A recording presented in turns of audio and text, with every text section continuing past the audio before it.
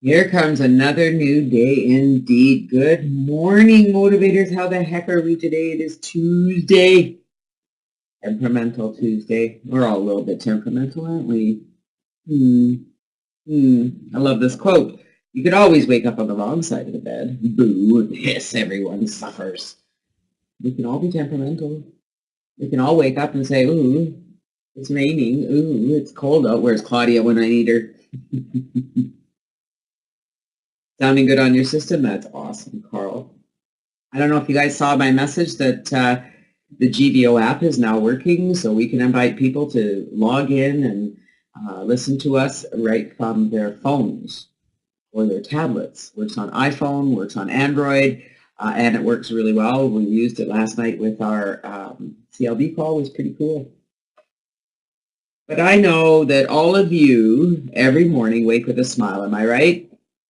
Well, that's right. You weren't supposed to be here today. Yay for rain. We need some rain here. Only thunderstorms are expected over the next few days, and that's not something we need. But that's okay. It is what it is. Hi, Margaret. So we are all pretty amazing here. I'm just going to check in with everybody. I'd like to get a 2-word check-in from everyone. My Coach Jean used to do this all the time, get everybody to check in. How are you feeling today? 2 words that describe how you're feeling. I'm feeling eager anticipation. That's what I'm feeling today. I'm going to write that down. Eager anticipation. Need to spell. How about the rest of you? You feel with your hands. Good one, Lynn. Yeah. The ever comedian. Okay, 2 words. 2 words. I'm feeling eager anticipation. So 2 words, Carl, that describe what you're feeling. Come on. Come on, people. This is where you get to play. You can do it. I'm not moving till you do. Extreme, emotionally happy. I love that, Lynn. I thought it said extreme. Emotionally happy. 2 words, Margaret. You're feeling happy, something happy. Add another word to that. Come on, you guys. 2 words. You can do it. Lynn is emotionally happy. I am feeling eager anticipation. That's 1 word, Carl. Okay, you guys. Somehow you guys are missing my. I want 2 words. Okay, so write it down. I'm awesomely happy. Okay, 2 words. Put them together. Awesomely happy. Emotionally happy. Awesomely happy. I'm eager anticipation. I'm eager with anticipation. Newly blooming. Oh, I like that, Darla. I like that. Carl is awesomely amazing. Yes, you are, Carl. Okay, let's go. Who have we not heard from yet? Dawn. We haven't heard from Dawn. Lynn is brightly smiling. I love that. Let's see. Fern. Haven't heard from Fern yet. Come on, Fern. Who else? I think we've got everybody. Dawn and Fern. 2 words. And while I have your attention, Dawn, if you wouldn't mind plugging in the kettle, I'm ready for a yummy coffee. Look, my cup is empty. Empty. Empty. That's okay. Did I tell you guys I got a new keyboard? Dawn is simply satisfied. You guys got to see this, okay? I know, we shouldn't really be in love with things, but there it is. There's my keyboard. Check this out. Like, look at it. Look, I'm holding it between my thumb and my finger. It is that small. You see, it looks like it looks like they took the center off my computer. It's not much bigger than the keyboard on my computer. Not only is there no wires, there isn't even a USB port. It's Bluetooth. And everything's magnetic. The back just, watch this, the back just pops off and pops back on. It's a magnet. And it is just like my keyboard on my laptop. So I don't think the wet letters will wear off like my keyboard did. But you got to see this. Look at this. Look at this little itty bitty mouse. You see how little it is? Look at how little it is. It barely has a curve. It is so nice to use. And all of this is Bluetooth. Little button there, it's all Bluetooth. No plugins on my laptop. That is so cool. Works like a charm. Love it, love it, love it. Love it, love it, love it. Love it, love it, love it, love it, love it.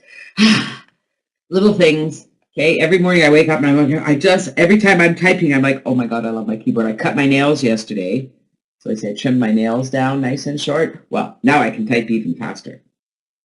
So it's like taking my laptop off, because you know what, the laptop, it's got that silly mouse. I hate those mice. Well, I don't hate them, but I don't like those mice. I like this kind of mouse. But this keyboard is awesome. I know, I'm funny, aren't I? So I found this quote today. This was my Abraham quote, and I thought, oh my goodness, are you kidding me? This is right off one of the DVDs I listened to. I'll not ask others to become different for me. I want you to let this sink in, and then we're going to read from our book. Let your vibrational escrow percolate, and do your best to give it your undivided attention so that you become a vibrational match to it. And then, when the law of attraction brings all of it together and brings you, because you're a match together with it, then there aren't any bugs to work out. Don't ask the person or people that helped you to define what you want, to become what you want, so that you can have what you want. Oh, that was good. I'm going to read that again. Don't ask the people that helped you define what you want, to become what you want, so that you can have what you want. Don't tell others to change so that you can have what you want. That's not what this is about. Instead, let them be step one. The step one part, the asking part. Use your willpower and your decision to focus upon what you want.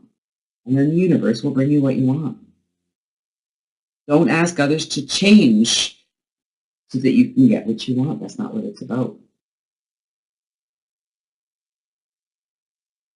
Isn't that an awesome quote? Don't expect others to change so that you can have what you want. Busy Baxton. Let's continue on with Busy Baxton. We're on page 100, and we're getting close to the end of the book. There are only 158 pages, so we're 2/3 of the way through, as you can see. Pretty cool stuff, hey? Towards the bottom there, we were talking about the Busy Baxton, and Rabbit was just off, and I love this here. It talks about the people. You know, it's a way of life that keeps saying, around the next corner, above the next step, works against the natural order of things and makes it so difficult to be happy and good that only a few get to where they would naturally have been in the first place, happy and good. The rest give up and fall by the side of the road, cursing the world, which is not to blame, but which is there to help show the way. Those who think that rewarding things in life are somewhere beyond the rainbow burn their toast a lot. We all know that those rewarding things are not beyond the rainbow, right? That the rewarding things are right here in front of us, that we simply have to be a vibrational match to them, and they will come to us. We need to let go a lot. Let's read on. Looking back a few years, we see that the first Busy Baxtons in this part of the world, the Puritans, practically worked themselves to death in the fields without getting much of anything in return for their tremendous efforts. I just want to make sure that, I don't know if Don heard that I wanted a coffee. Sometimes he doesn't always hear me because it's mumbled in between everything else. Hey, Bonnie. They were actually starving until the wiser inhabitants of the land showed them a few things about working in harmony with the earth's rhythms. Now you plant. Now you relax. Now you work the soil. Now you leave it alone. The Puritans never really understood the second half, never really believed in it. And so, after 2 or 3 centuries of pushing, and pushing the once fertile land and a few years of depleting its energy still further with synthetic stimulants, we have apples that taste like cardboard, oranges that taste like tennis balls, and pears that taste like sweetened styrofoam, all products of soil that is not allowed to relax.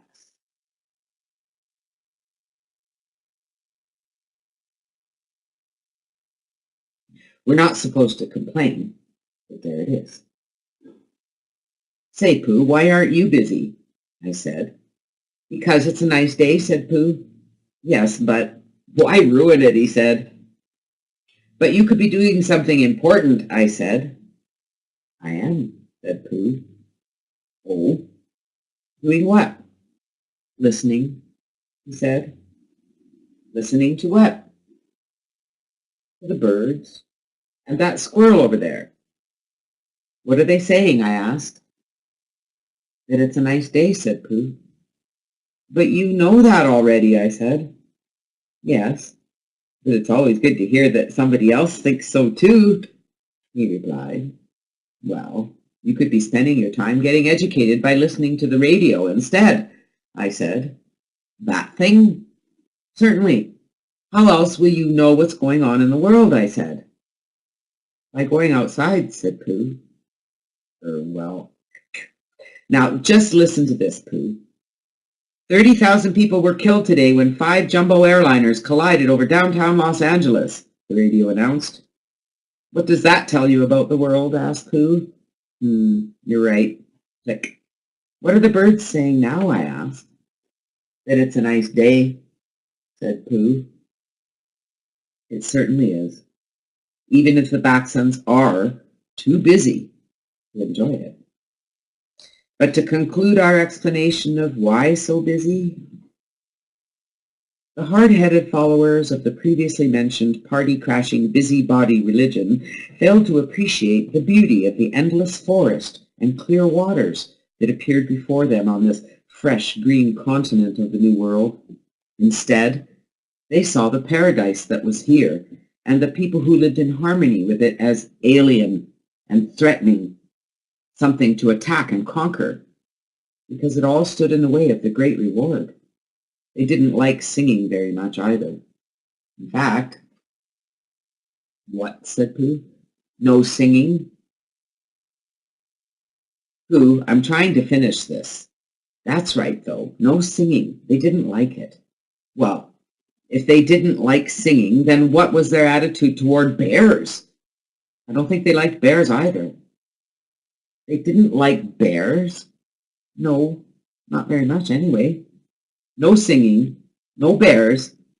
Just what did they like? I don't think they liked anything, Pooh. No wonder things are a little confused around here, he said.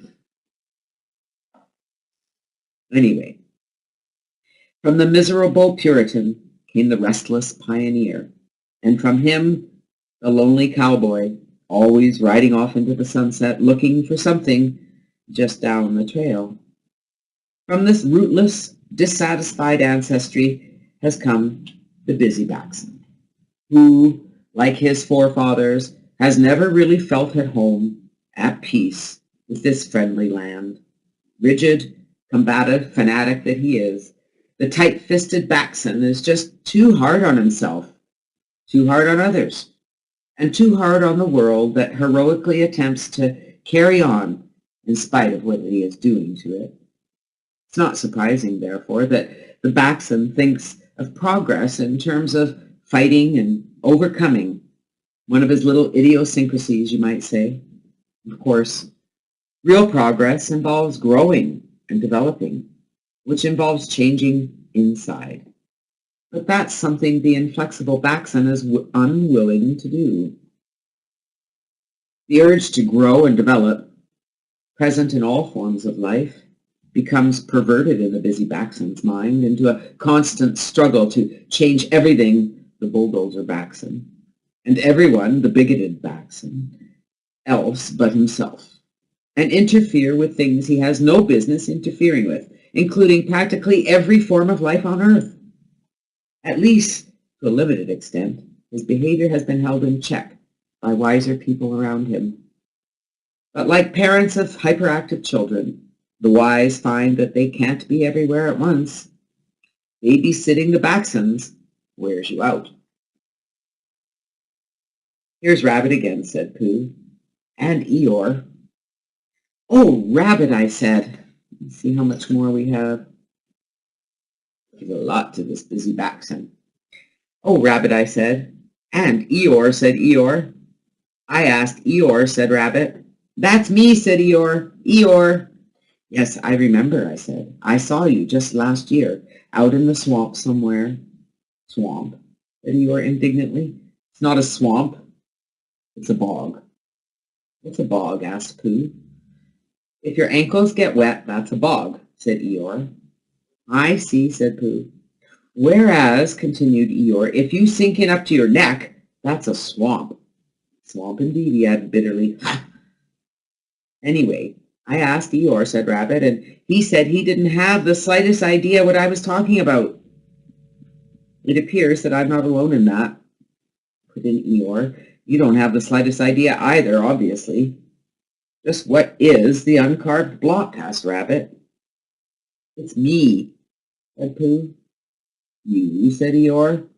I came all the way over here from the swamp, I added helpfully, from the bog to see Pooh. Why not? Asked Pooh. Anything for Rabbit to keep busy over, said Eeyore sarcastically. Anything at all, apparently. Now, one thing that seems rather odd to us is that the busy Baxon society, which practically worships youthful energy, appearance, and attitudes, has developed no effective methods of retaining them, a lack testified to by an ever-increasing reliance on the unnatural false front approach of cosmetics and plastic surgery. Instead, it has developed countless ways of breaking youthfulness down and destroying it. Those damaging activities that are not part of a search for the great reward seem to accumulate under the general heading of saving time. For an example of the latter, let's take a classic monument to the busy Baxon, the hamburger stand. In China, there is a tea house. In France, there is the sidewalk cafe. Practically every civilized country in the world has some sort of equivalent, a place where people can go to eat, relax, and talk things over without worrying about what time it is, and without having to leave as soon as the food is eaten. In China, for example, the tea house is a real social institution. Throughout the day, families, neighbors, and friends drop in for tea and light food. They stay as long as they like. Discussions may last for hours. It would be a bit strange to call the tea house the non-exclusive neighborhood social club. Such terms are too Western, but that can roughly describe part of the function, at least from our rather compartmentalized point of view. You're important. Relax and enjoy yourself. That's the message of the tea house. What's the message of the hamburger stand? Oh, it's quite obvious. It's, you don't count. Hurry up. Not only that, but as everyone knows by now, the horrible hamburger stand is an insult to the customer's health and wealth. Health as well. Unfortunately, this is not the only example supported by the saving time mentality. We could also list the supermarket, the microwave oven, the nuclear power plant, the poisonous chemicals. Thank you, my love. Oh. Practically speaking, if time-saving devices really save time, there would be more time available to us now than ever before in history. But strangely enough, we seem to have less time than even a few years ago. It's really great fun to go someplace where there are no time-saving devices, because when you do, you find you have lots of time. Elsewhere, you're too busy working to pay for machines to save you time, so you won't have to work so hard. The main problem with this great obsession for saving time is very simple. You can't save time. You can only spend it, but you can spend it wisely or foolishly. The busy Baxan has practically no time at all because he's too busy wasting it by trying to save it. And by trying to save every bit of it, he ends up wasting the whole thing. Henry David Thoreau put it this way in Walden. Why should we live with such hurry and waste of life? We are determined to be starved before we are hungry. Men say that a stitch in time saves 9, and so they take 1,000 stitches today to save 9 tomorrow. For colorful contrast with the youth-destroying busy Baxan society, let's get back to Taoism for a moment. One of the most intriguing things about Taoism is that it not only contains respect for the old and wise, but also for the figure known as the youthful immortal.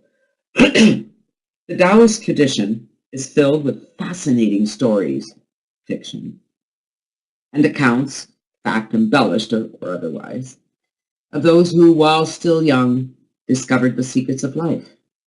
However the discoveries were made, the result in each case was the same: a long life of youthful appearance, outlook, and energy. For that matter, Taoist immortals of all age levels have traditionally been known for their youthful attitudes, appearances, and energies. These were hardly accidental, but resulted from Taoist practices. For centuries in China, the general life expectancy was not much more than 40 years, and hard-working farmers and dissipated aristocrats often died even younger than that. And yet countless Taoists lived into their 80s and 90s, and many lived considerably longer. The following is one of our favorite examples. Hey, Claudia, great that you made it. In 1933, newspapers around the world announced the death of a man named Li Chengyan. As officially and irrefutably recorded by the Chinese government and as verified by a thorough independent investigation, Li had been born in 1677. When over the age of 200, he had given a series of 28 three-hour-long talks on longevity at a Chinese university. Those who saw him at that time claimed that he looked like a man in his 50s, standing tall and straight, with strong teeth and a full head of hair. When he died, he was 256 years old. When Li was a child, he left home to follow some wandering herbalists. In the mountains of China, he learned from them some of the secrets of the earth's medicine. In addition to using various rejuvenative herbs daily, he practiced Taoist exercises, believing that exercises which strains and tires the mind and body, shortens life. His favorite way of traveling was what he called walking lightly. Young men who went for walks with him when he was in his later years could not match his pace, which he maintained for miles. He advised those who wanted strong health to sit like a turtle, walk like a pigeon, and sleep like a dog. When asked for his major secret, though, he would reply, "Inner quiet." Speaking of that sort of thing, let's return to the house at Pooh Corner. Christopher Robin has just asked Pooh a question. Good time to take a break and have a sip of my fresh coffee. Oh, yeah. What do you like doing best in the world, Pooh? Wow, said Pooh. What I like best... Oh, and then he had to stop and think, because although eating honey was a very good thing to do, there was a moment just before you began to eat it, which is better than when you were, but he didn't know what it was called. The honey doesn't taste as good once it is being eaten. The goal doesn't mean so much once it is being reached. The reward is not so rewarding once it has been given. If we add up all the rewards in our lives, we won't have very much. But if we add up the spaces between the rewards, we'll come up with quite a bit. And if we add up the rewards and the spaces, then we'll have everything, every minute of the time we spent. What if we could enjoy it? The Christmas presents once opened are not so much fun as they were while we were in the process of examining, lifting, shaking, thinking about, and opening them. 365 days later, we try again and find that the same thing has happened. And each time the goal is reached, it becomes not so much fun, and we're off to reach the next one, and then the next one, and then the next. That doesn't mean that the goals we have don't count. They do. Mostly because they cause us to go through the process, and it's the process that makes us wise, happy, or whatever. If we do things in the wrong sort of way, it makes us miserable, angry, confused, and things like that. The goal has to be right for us, and it has to be beneficial in order to ensure a beneficial process. But aside from that, it's really the process that's important. Enjoyment of the process is the secret that erases the myths of the great reward and saving time. Perhaps this can help to explain the everyday significance of the word Tao, the way. What could we call that moment before we begin to eat the honey? Some would call it anticipation, but we think it's more than that. We would call it awareness. It's when we become happy and realize it, if only for an instant. By enjoying the process, we can stretch that awareness out so that it's no longer only a moment, but covers the whole thing. Then we can have a lot more fun, just like Pooh. And then he thought that being with Christopher Robin was a good thing to do, and having Piglet near was a very friendly thing to have. And so when he thought it all out, he said, "What I like best in the whole world is me and Piglet going to see you, and you saying, 'What about a little something?' And me saying, 'Well, I shouldn't mind a little something, should you, Piglet?' And it being a hummy sort of day outside, and birds sing." When we take the time to enjoy our surroundings and appreciate being alive, we find that we have no time to be busy backsons anymore. But that's all right, because being busy backsons is a tremendous waste of time.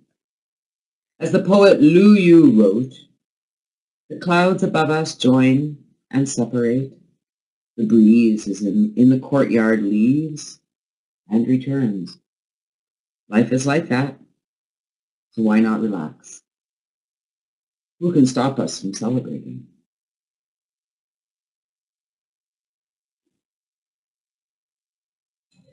Wow. Enjoyment of the process is the secret that erases the myths of the great reward and saving time.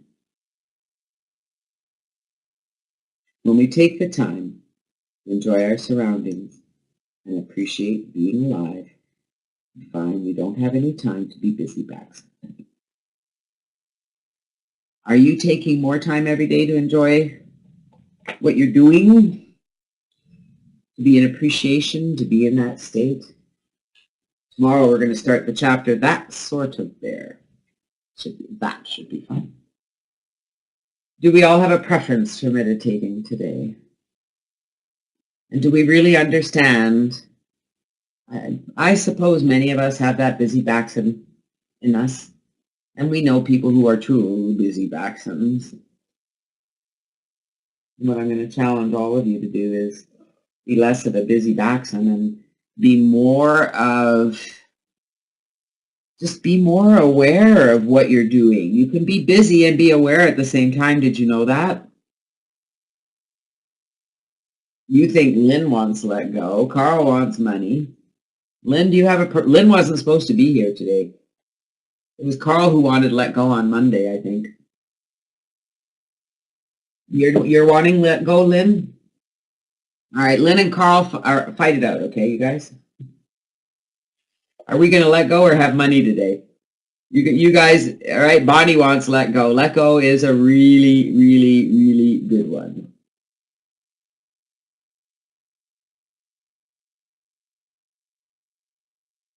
All righty, let go it is. You guys are awesome. Thank you for cooperating. Thank you for enjoying the process, and thank you for letting it be. All right, where are you, Lori? Lori, Abraham, there it is. Let go. Got to get the link for my friends who can't watch it in the room. You know the drill with Lori. Just sit back, relax, listen to her words as much as you can. Yes. Hopefully the slides. After we have our affirmation that we'll say together, and then I want to talk to Carl about his visualizations, and to all of you about visualizing. We have a little discussion about that. Together, let's say this out loud. The spiritual food required by my mind and body is a constant flow of love. I show love to myself in a panorama of ways. Wasn't that that was a great meditation. You know, it's funny that you say that, Lynn. I listened to the Zen 12 meditations, and they're 12 minutes, and at the end, that's how we finish. This has been a great meditation, and that was a great meditation. Feels good, doesn't it? The spiritual food required by my mind and body is a constant flow of love.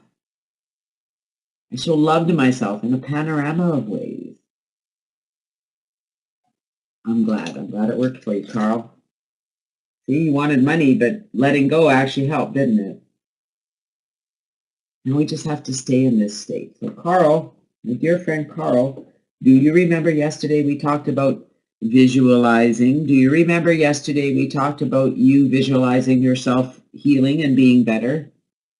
Do you remember that, Carl? Yeah, Claudia's psychic. Yes, and so have you been? How's that going? As I'm reading through my book here, it's talking more about visualization, and it says the process of visualizing for success is really quite simple. All you have to do is close your eyes and see your goals as already complete. And it goes on to say that if one of your objectives is to own a nice house on the lake or on the beach, then close your eyes and see yourself walking to the exact house you'd like to own. Fill in all the details. What does the exterior look like? How is it landscaped? What kind of view does it have? What do the living room, kitchen, master bedroom, dining room, family room, and den look like? How is it furnished? Go from room to room. Fill in all the details. Make the images as clear and bright as possible. This goes for any goal you make. So Carl, if I'm not mistaken, you have a goal to be healthy. Yes? You have a goal to be healthy, to be out of that chair, to be up and walking. Am I right? Good. That is your goal, am I right? And so you just have to make that goal as if it already is. You need to close your eyes and see yourself walking. Dream boards are good. They're not as effective. I mean, if you have a dream board, then you need to look at your dream board every day and close your eyes and visualize it already being. That's the whole point of all of this. So you don't need to make a dream board even. You just need to close your eyes and visualize what you want. It really is, and write it down. As you visualize it, when you're finished visualizing, write it down. And remember, what's the secret to making all this work? Being excited about it. Being so excited as if it's already there, as if you've already done it, as if you've already living that life. You need to be that excited. So if you've made a list of goals, what they say here, Claudia, is that every morning and every night, and if you meditate, then do it right after meditation, because you're in that deep state of creation. And so what you need to do is close your eyes and visualize every goal. Look at your list of goals. Read them out loud every day. Oh, you have the book. All right. You know what to do then. And you know, Claudia, that when you start focusing on what is wrong in your life, that's when everything goes to hell in a handbasket. It's when you go down that slippery slope, right? When you start looking at the things, when you start recognizing the things that are in front of your face that aren't the way you want them to be, and you start focusing on them, everything goes to hell in a handbasket. But when you focus on your goals and you make them real, when you visualize them and you just think about those goals and think about those goals, things change for all of us. It really, really does work. But we get stuck on the goals. We get stuck on, not the goals, we get stuck on life. We get stuck on what is. We get stuck on our pain. We get stuck on our emotions. We get stuck on the people in our lives. You cannot change people. Let's go back to this Abraham quote. Right, you missed that this morning, Claudia. I'll not ask others to become different for me. Let your vibrational escrow percolate, and you do your best to give it your undivided attention so that you become a vibrational match to it. And then, when the law of attraction brings all of it together and brings you, because you're a match together with it, then there aren't any bugs to work out. Don't ask the person that helped you to define what you want to become what you want so that you can have what you want. Do not ask someone else to change so that you can have what you want. It's not the way this works. Let them be step one, the asking part. Let them be the catalyst that causes you to ask for something different.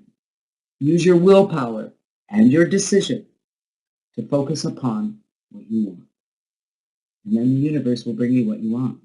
Do we really and truly get that? When we're focused on our illnesses, when we're focused on our limitations, when we're focused on our inabilities, when we're focused on the people around us who aren't behaving the way we think they should behave, it doesn't cause us to feel good. When we take our mind off of that and we focus on the things we want in our life, we feel better. And so all you need to remember, Claudia, and everyone here, because we all do it. Claudia, you're just out there, and thank God for that. Is everybody here like exceptionally grateful that Claudia comes here and opens her heart and shares everything that's going on? Because we all relate to it, don't we?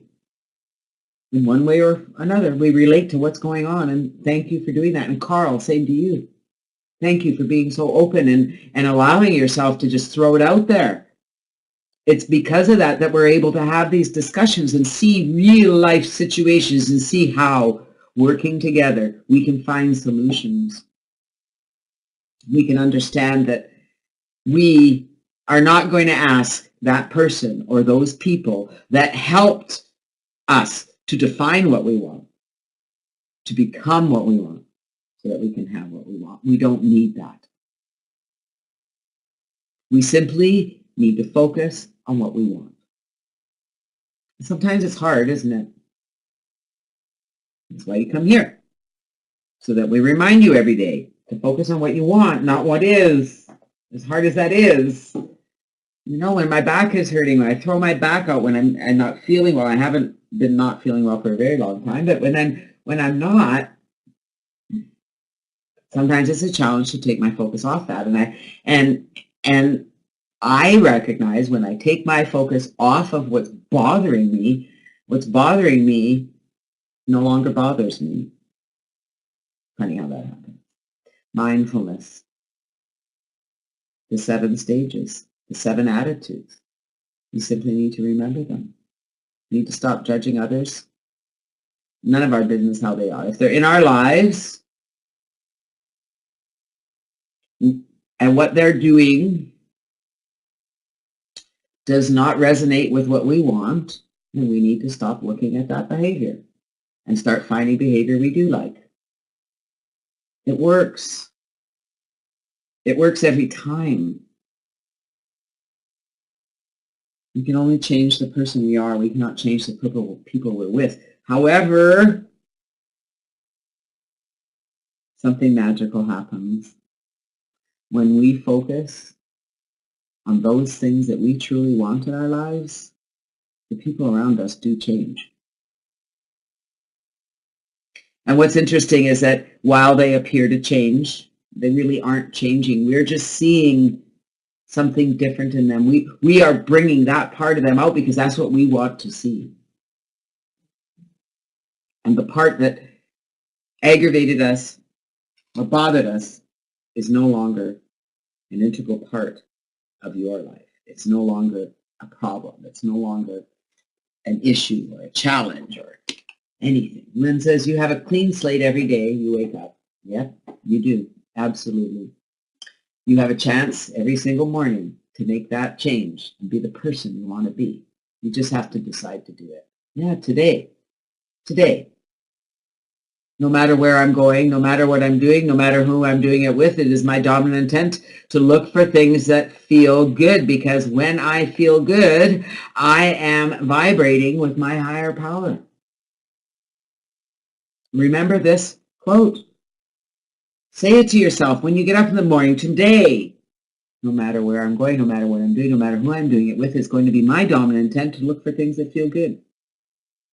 And when I'm surrounded by things that don't feel good, I will help others feel good. How's that one?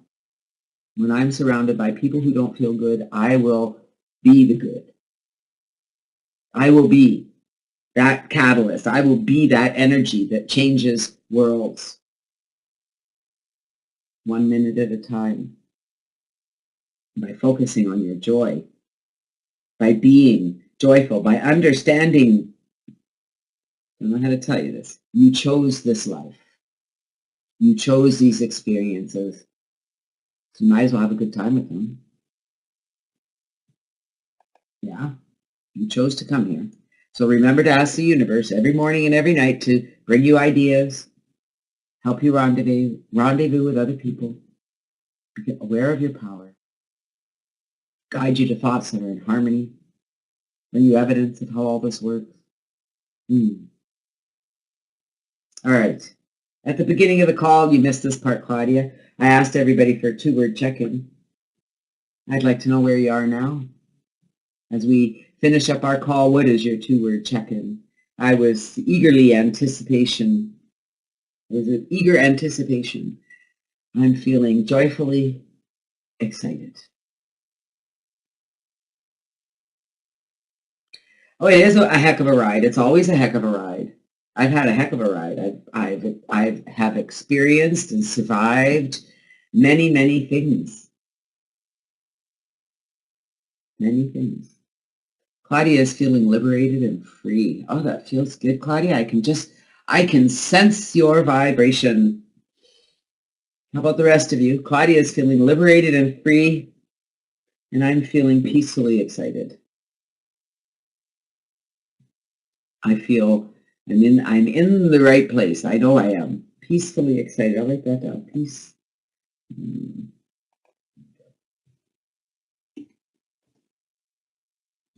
There we go. Peacefully excited. Lynn is joyfully happy. Carl, Darla, Dawn, Fern, 2 words. I want you to focus on those words today. I want you to hold on to that feeling. I want you to take that feeling with you as you move through your day today. What else do I have here? What is this? Alrighty, that's all I have here. Decidedly delightful. Oh, I love that.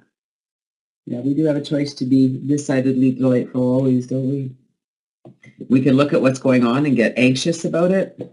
We can look at what's going on and be upset about it. Or we can look at what's going on and recognize that it's going on.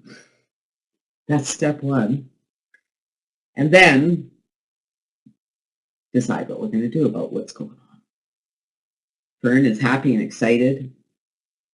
You heard from everybody? Carl, 2 words to finish up our day. And Darla, 2 words.